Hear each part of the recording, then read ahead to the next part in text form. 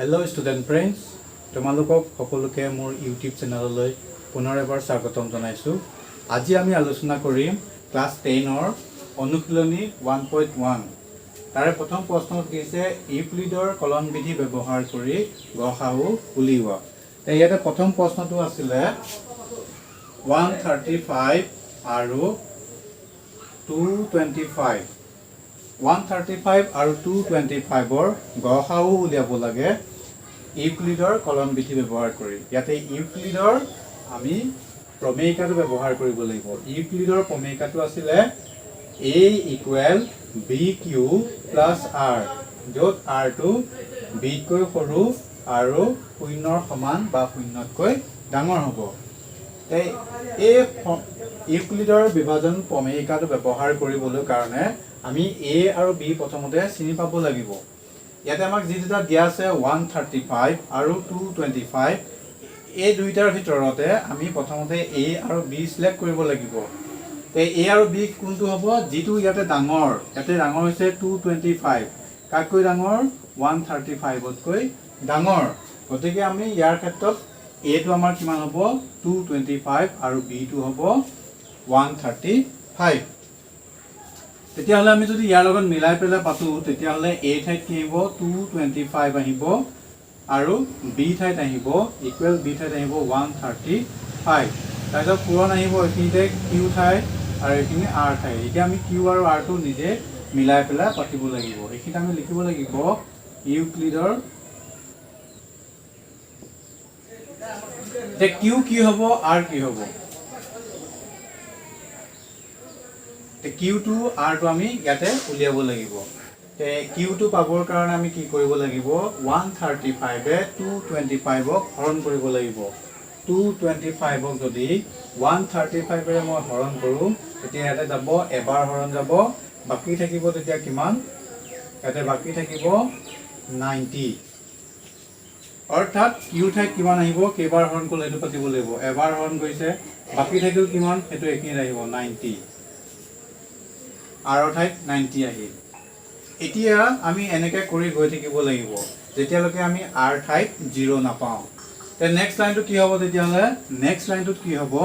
এই যিটো 135 আছিল সি এবাৰ a পজিশ্যনলৈ আহিব, a পজিশ্যনলৈ 135 আহিব। তেতিয়াহ'লে ইকুৱেল এইখিনি b পজিশ্যন, গতিকে b পজিশ্যনলৈ কি আহিব? যিটো r ঠাইত আছিলে সি এবাৰ b পজিশ্যনলৈ আহি গ'ল। তাৰপিছত কি হ'ব? পূৰণ চিন, তাৰপিছত এইখিনিতে q ঠাই প্লাছ এইখিনিতে r ঠাই। এতিয়া আকৌ আমি q আৰু r টো বাচিব লাগিব। কেনেকৈ উলিয়াম? আগতে 135ে 225ক ডিভাইড কৰিছিলোঁ, ইয়াতো 90য়ে 135ক ডিভাইড কৰিব লাগিব। 90য়ে যদি মই 135ক ডিভাইড কৰোঁ, তেতিয়া কেইবাৰ হৰণ যাব? এবাৰ হৰণ যাব আৰু বাকী থাকিব 45। অৰ্থাৎ কিমান বাৰ হৰণ গ'লটো আমি q ঠাইত পাতিব লাগে আৰু কিমান বাকী থাকিলেতো আমি r ঠাইত পাতিব লাগে। এইবাৰো আমি r টো 0 পোৱা নাই, গতিকে আকৌ কৰিম। আকৌ কৰিবলৈ কাৰণে এইখিনিত কি আহিব? এবাৰ 90 আহিব, যিটো আগতে b আছিলে সি a হ'ব, আগতে যিটো r আছিলে এবাৰ সি b হ'ব। আকৌ আমি পূৰণ কৰিব লাগিব, এইখিনি পাতিব লাগিব আৰু এইখিনি পাতিব লাগিব। 45ে যদি 90ক হৰণ কৰোঁ, 45ে যদি মই 90ক হৰণ কৰোঁ, তেতিয়া দুবাৰ যাব, তেতিয়া বাকী থাকিব 0। অৰ্থাৎ 45ৰ লগত 2 পূৰণ কৰিলে 90 হ'ব আৰু বাকী থাকিব 0। অৰ্থাৎ আমি r পজিশ্যনত 0 পাই গ'লোঁ। গতিকে এইখিনিতে আমাৰ অংকটো শেষ হ'ব। কিন্তু আমি ইয়াৰ পৰা এতিয়া গম পাব লাগিব কোনটো গসাউ। ইয়াতে যিটো b ঠাইত আছে, b ঠাইত থকাটোৱে আমাৰ কাৰণে গসাউ হ'ব। অৰ্থাৎ 225 আৰু 135ৰ গসাউ হ'ব 45। এনেকৈ আমি গসাউ নিৰ্ণয় কৰিব পাৰোঁ। ইউক্লিডৰ কলন বিধি ব্যৱহাৰ কৰি আমি অন্য দুটা সংখ্যাৰ গসাউ এইবাৰ উলিয়াবলৈ যত্ন কৰিম। ইয়াতে সংখ্যা দুটা দিয়া আছে 155 আৰু 1385। ইয়াতে আমি প্ৰথমতে ডাঙৰ কোনটো সৰু কোনটো বিচাৰি উলিয়াব পাৰিব লাগিব। এতিয়া এইটো সৰু এইটো ডাঙৰ, গতিকে যিটো আমাৰ ডাঙৰ 1385টো ডাঙৰ, গতিকে তাক আমি ইয়াতে ধৰিব লাগিব a আৰু 155টোক আমি ইয়াতে b বুলি ধৰিম।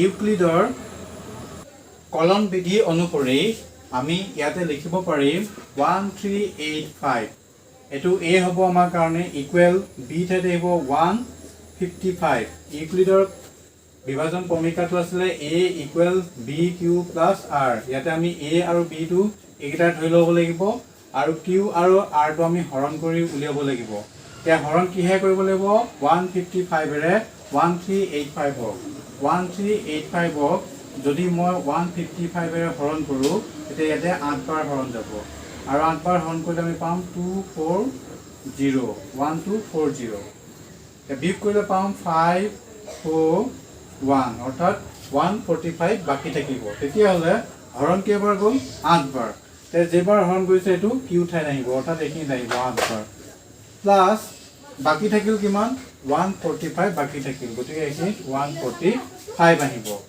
যেহেতু আৰৰ ঠাইত আমি 0 নাপালো গতিকে আমি আকৌ কৰিব লাগিব তেতিয়াহ'লে নেক্সট লাইনটোৰ কাৰণে যেটো ইয়াত b হৈ আছিল হেতু এবাৰ a হ'ব আৰু যেটো ইয়াত r আছিল কি এবাৰ আহি পেলাই ইয়াতে b হ'ব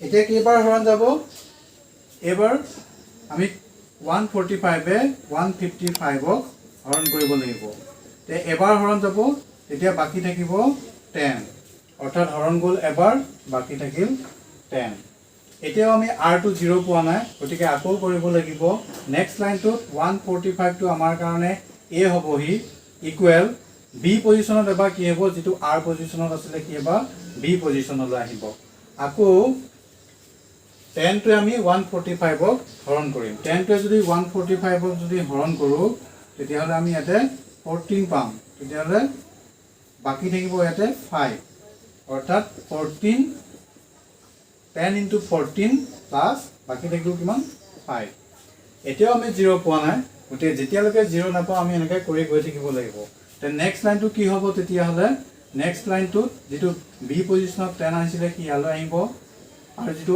r ঠাইত 5 আছিল এই 5 টো b পজিশনলৈ আহিব এতিয়া যদি মই 10 ক 5 এৰে হৰণ কৰো তেতিয়া দুবাৰ যাব 2 5 গুণ 10 বাকি থাকিব 0 অৰ্থাৎ 2 5 গুণ 10 প্লাস 0 যেহেতু r পজিশনত 0 ওলাল গতিকে আমি আৰু অংকটো কৰিব নালাগে কিন্তু শেষ হ'ব কিন্তু আমি ইয়াতে বিচাৰি উলিয়াব লাগিব গসাউ আমি গসাউ উলিয়াবলৈ গৈ আছো যেহেতু গতিকে ইয়াতে যেটো b পজিশনত আছে b পজিশনত ইয়াতে আছে 5 গতিকে ইয়াতে গসাউ হ'ব 5 অৰ্থাৎ 155 আৰু 1385 ৰ